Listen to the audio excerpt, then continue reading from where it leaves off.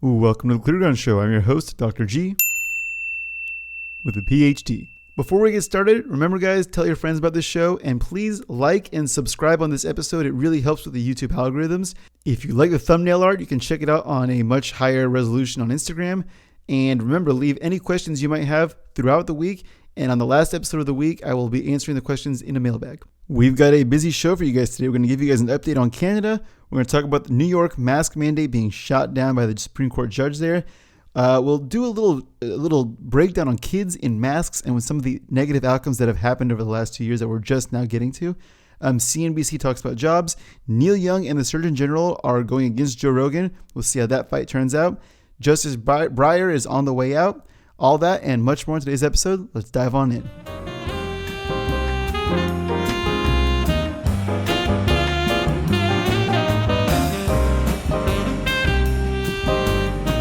Now, before we start, I want to make a quick plug to this video I made on Wednesday night. And it's a kind of a short video, a synopsis of part of the testimony from the COVID-19 A Second Opinion event that took place on Monday. Basically, a bunch of doctors and nurses and scientists came and talked about COVID-19. Now, there should be a link here where this arrow is pointing. If it doesn't work, then check out the description.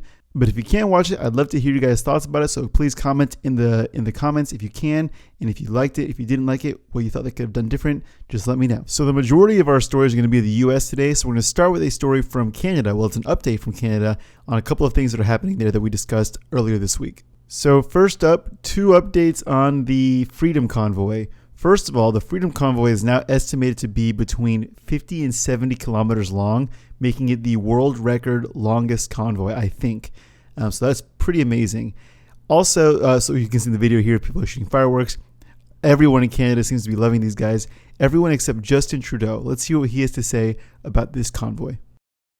The small fringe minority of people who are on their way to Ottawa or who are holding unacceptable views that they're expressing do not represent the views of Canadians who have been there for each other, who know that following the science and stepping up to protect each other is the best way to continue to ensure our freedoms, our rights, our values as a country.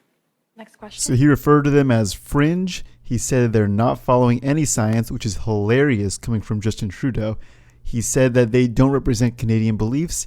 I think all of those are hugely wrong, and I think he's nervous. I think he's worried because this huge line of truckers is not doing anything with supply. They're heading straight to Ottawa to say, hey, Justin, you got to turn this ship around. And I think he's probably going to listen at least somewhat. I think he has to listen. So many people are supporting these guys that I think there has to be at least some middle ground that can be achieved from this meeting of values that's about to occur in Ottawa. And what a mark of a great leader, this Justin Trudeau, how he's handling the situation. It's only a truck convoy of 50 to 70 kilometers. That's all it is. It's a small fringe group that, they're nobodies. It's amazing. If he had one iota of common sense, he would be engaging with these people. Instead, he's doing what all petty tyrants do. He's just casting them to the side, saying they're nobodies, and listen to him, and whatever he's calling the science, and everything he does is right, and that's it. But let's take a look at this quick video from Canada and see how they're following the science. Today, big box stores that have a footprint of 1,500 square meters or more are going to have to ask customers to show proof of vaccination. Now, pharmacies and grocery will be exempt from this. So if you're going into a Costco or a Walmart or something like that, where you might be going in to buy groceries or visit the pharmacy, in that case, an employee will have to be with that person as they walk through the store to make sure that they do not go and buy other products or other items that might be in the store. Now, I wish I was making this up. I really do, but you can't make this stuff up. They're literally going to have somebody escort you around if you're unvaccinated to make sure you buy only specific things in these large stores. It's just unreal. I would love to see the science that they're actually following. Like, where does it say any of this is useful? Spoiler alert, nowhere does it say that any of this is going to be particularly good at mitigating COVID or is right to do at all. So good luck, truckers. Good luck, Canadians. We're rooting for you down here. Keep fighting for those freedoms.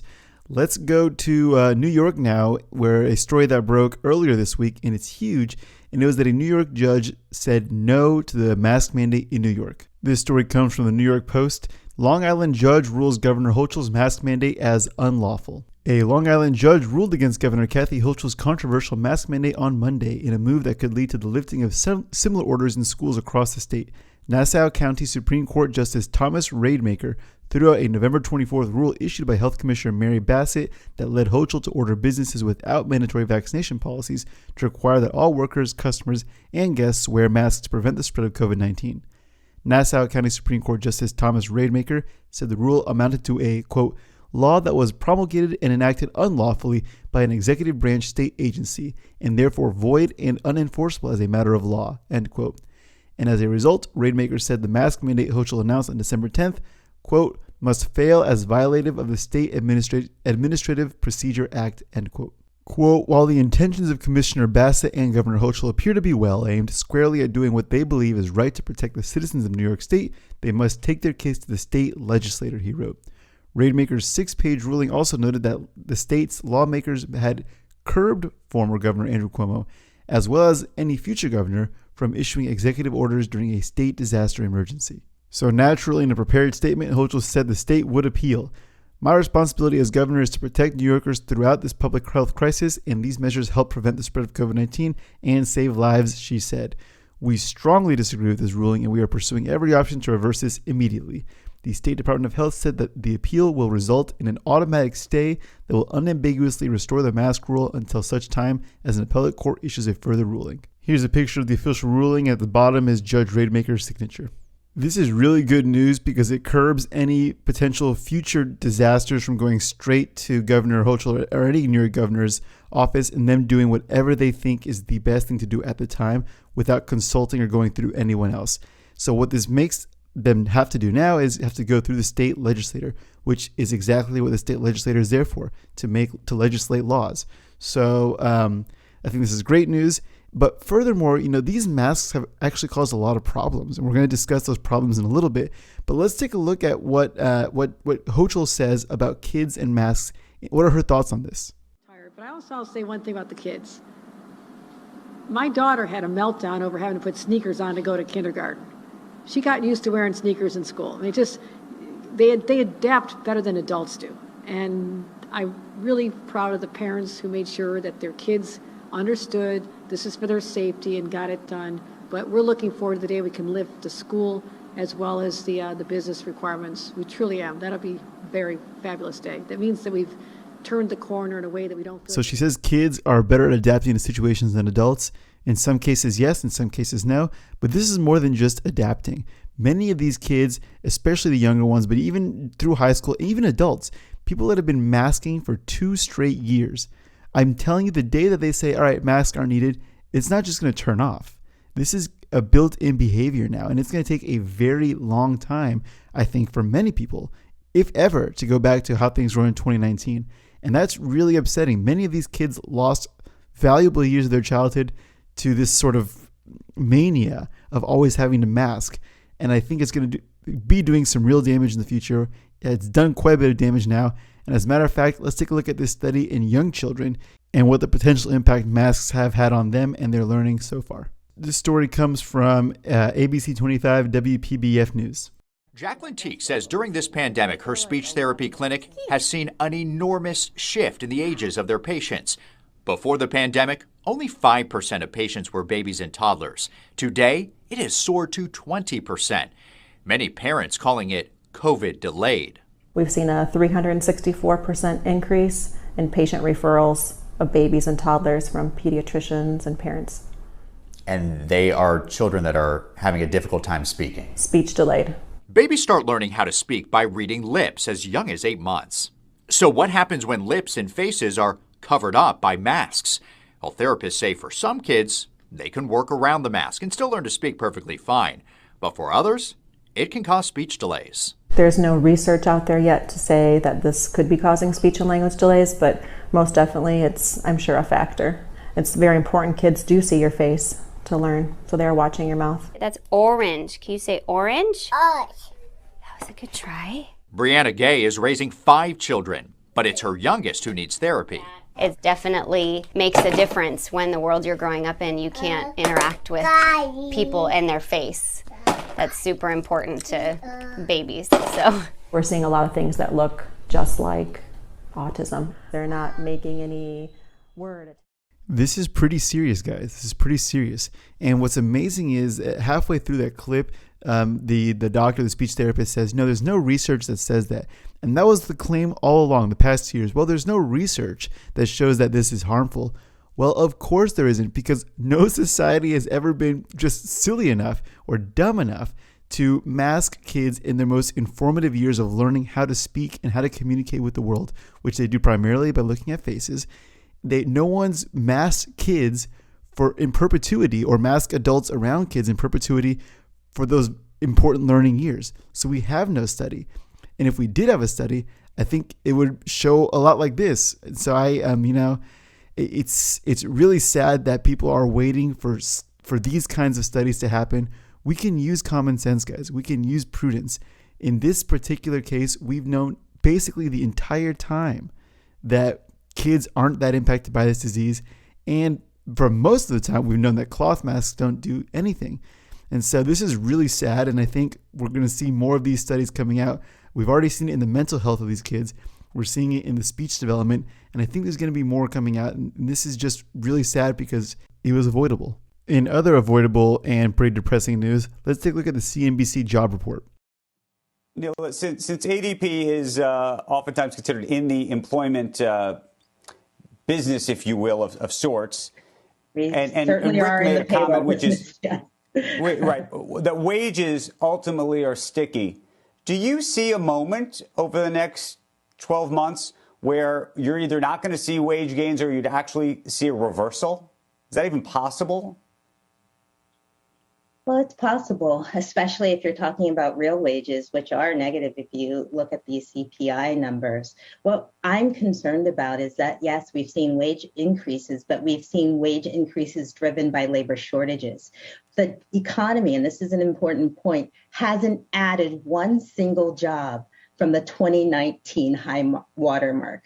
Not one. All the jobs that we have seen gained are recovered jobs that were lost. We are not yet producing new jobs. In fact, we're still about nearly 4 million jobs short. So these wage gains are coming on top of a shrinking workforce, and it's not being fueled by productivity enhancements. What's driving inflation right now is the input shortages and the labor shortages and not productivity. So I think that wages are going to be a false metric. It's not driving inflation, and wages are trying to keep up with an economy that is now feeling the effects of all kinds of different shortages from different angles. So we're still in the hole for 4 million jobs from 2019, right? So we're still 4 million below the 2019 levels. So like she said, this is pretty amazing. Every single job that's come back so far hasn't actually been a surplus.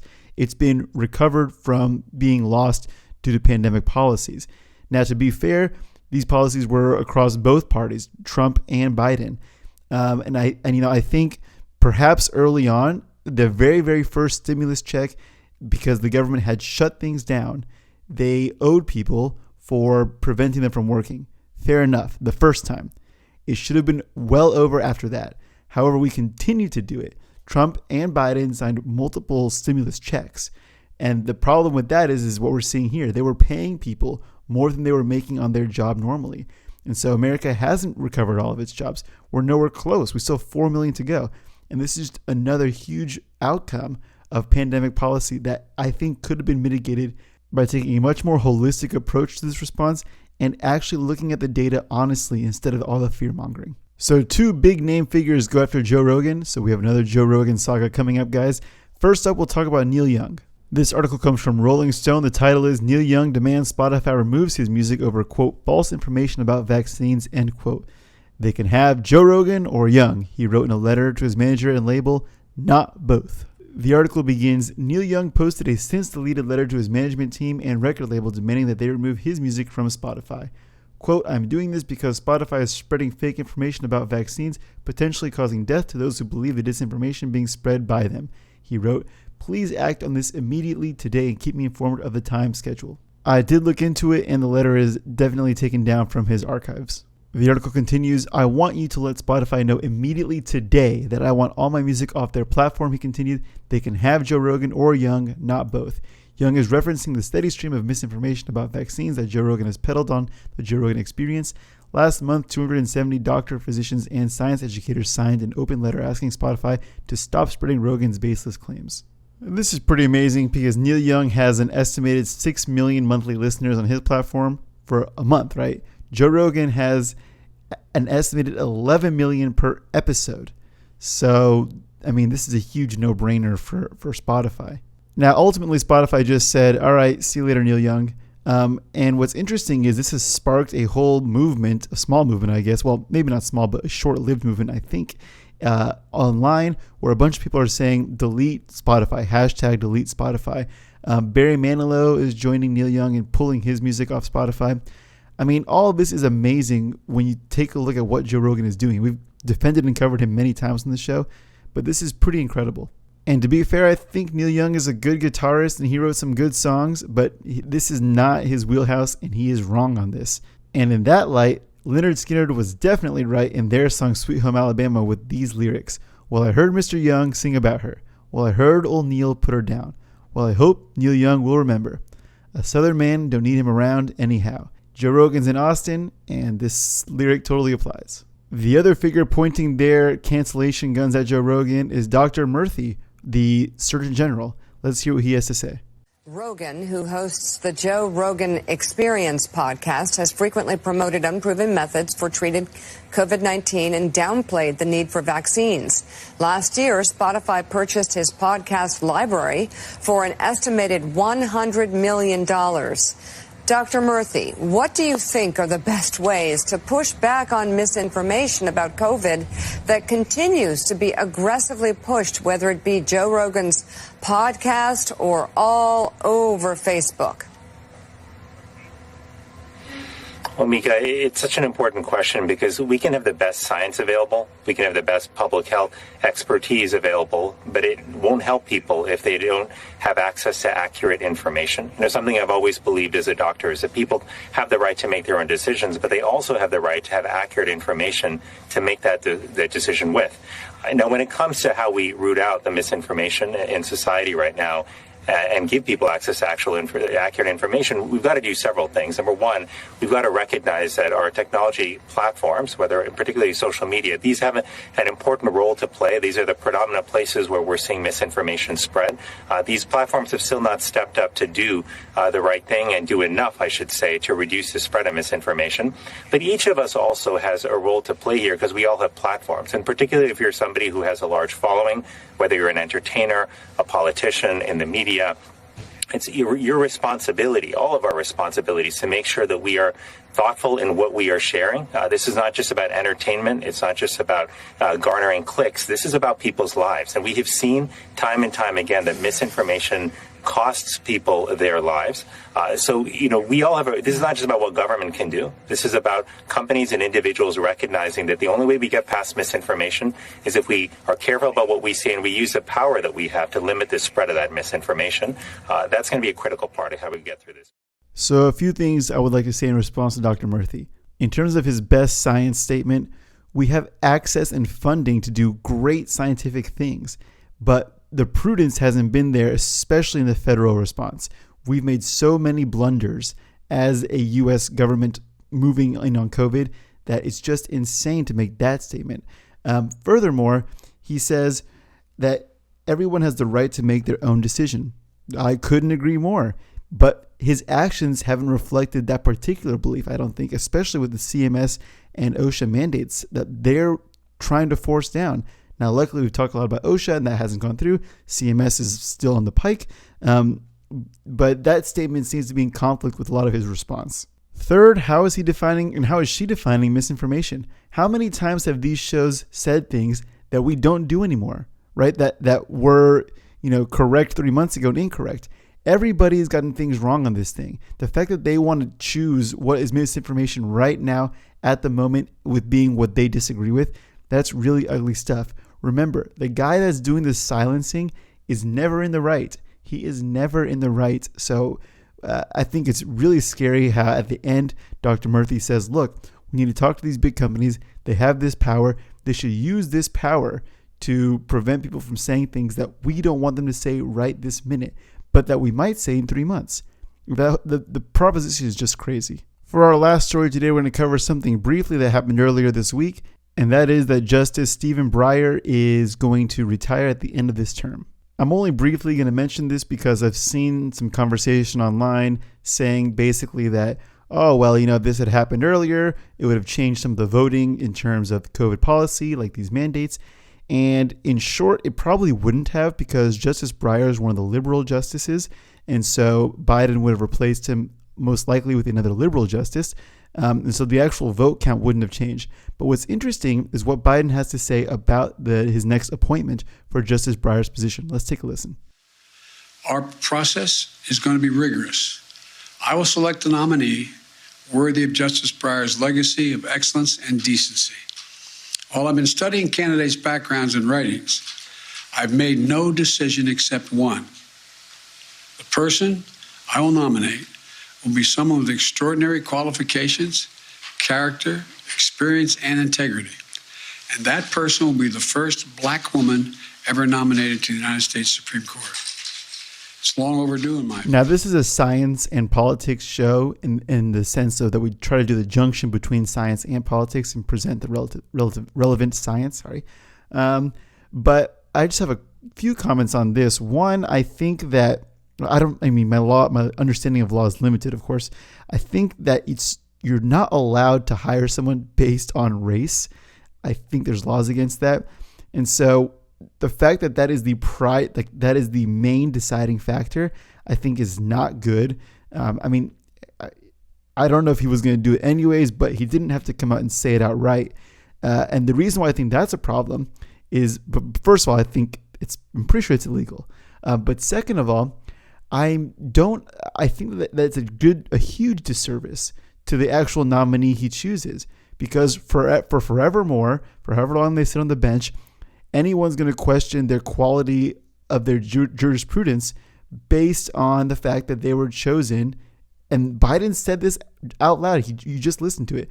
They were chosen primarily because of their skin color and their gender, not because of how they've decided cases.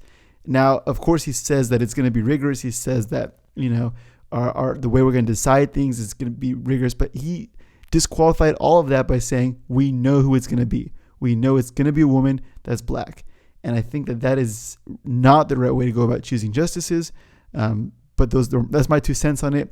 On the science matter, it would not have changed the outcome, most likely, on these cases for COVID. And that's going to be all for today's show. Now, I'm going to get to the morning consult polls over the weekend, as well as mailbag over the weekend. So put in any questions you guys might have, and I'd love to answer them.